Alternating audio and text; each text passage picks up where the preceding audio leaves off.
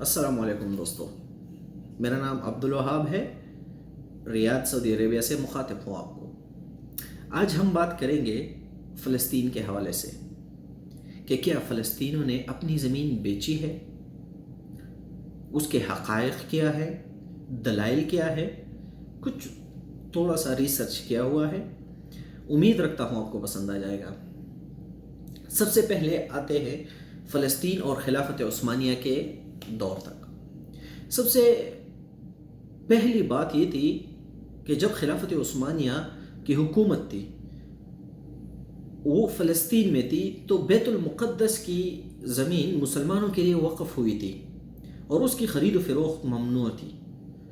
اسے ارض المقدسہ کے نام سے پکارا جاتا تھا۔ جو مسلمان بیت المقدس میں رہتے تھے ان کے اور خلافت عثمانیہ کے درمیان یہ عقد ہو گئی تھی، ایک کانٹریکٹ ہو گیا تھا شرائط و ضوابط کے درمیان کہ یہ بیت المقدس کی زمین وقف ہے مسلمانوں کے لیے، کوئی بھی آ سکتا ہے اور کوئی بھی جا سکتا ہے، اس کی خرید و فروخت نہیں ہوگی۔ اس کانٹریکٹ کو ایک نام پکارا جاتا تھا اس وقت میں، اس کو بولتے تھے کوشان۔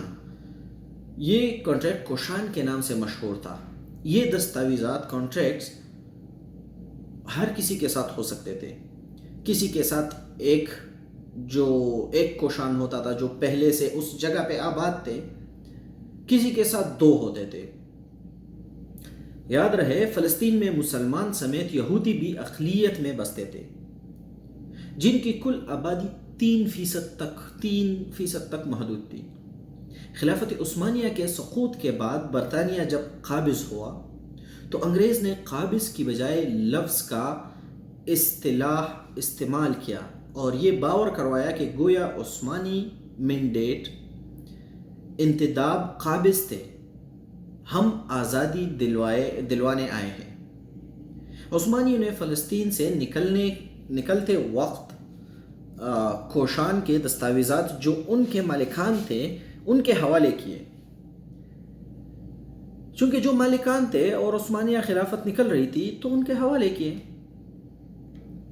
جلد بازی یا مسائل کی وجہ سے انہیں مل نہیں سکے، ان کے دستاویزات عراقی شاہ فیصل کے حوالے کر دیے گئے تھے، جو بعد ازاں شاہ فیصل نے اردن کے موجودہ بادشاہ کے دادا عبداللہ اول کے حوالے کر دیے تھے۔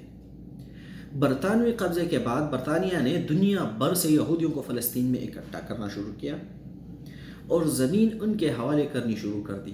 ظاہر ہے جب حکومت نہیں رہی، ریاست نہیں رہی، تو برطانوی حکومت کوئی بھی جھوٹ گڑ لے، کیا فرق پڑتا ہے۔ سننے میں یہ بھی آیا ہے کہ اردن کے شاہ عبداللہ الاول نے کوشان کے دستاویزات برطانیہ کو بیچے تھے یا اپنی وفاداری میں ان کے حوالے کیے تھے، اور جو موجودہ دستاویزات ہیں وہ صرف وہی منظر عام پر آ سکیں جو فلسطینیوں کے خود کے پاس تھے۔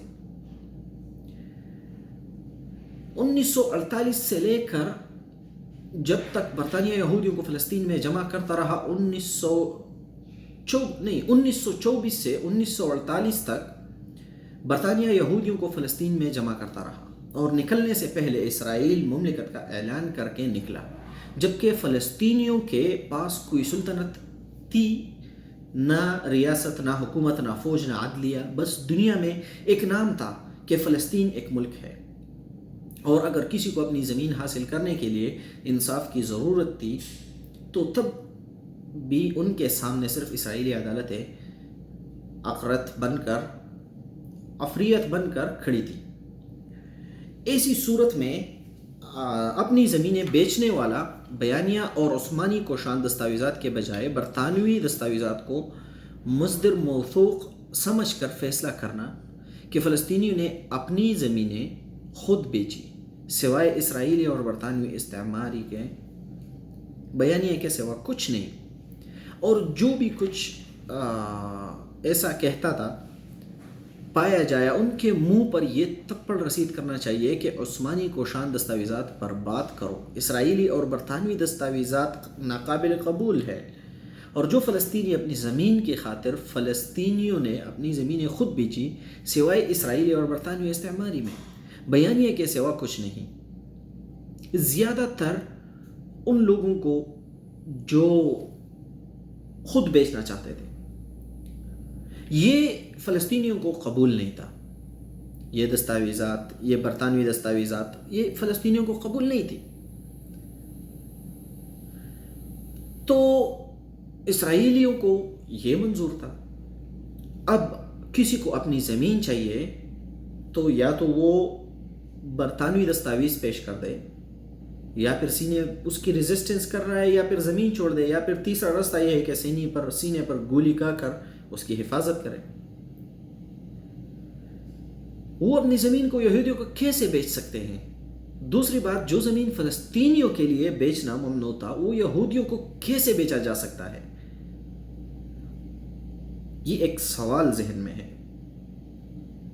اگر آپ کے پاس اس کے متعلق کوئی بھی انفارمیشن ہے تو آپ مجھ سے رابطہ کر سکتے ہیں کمنٹ کے تھرو یا پھر میرے ای میل کے تھرو، اور اس پہ ضرور ویڈیو بنائیں گے، بات کریں گے اور معلومات شیئر کریے گا.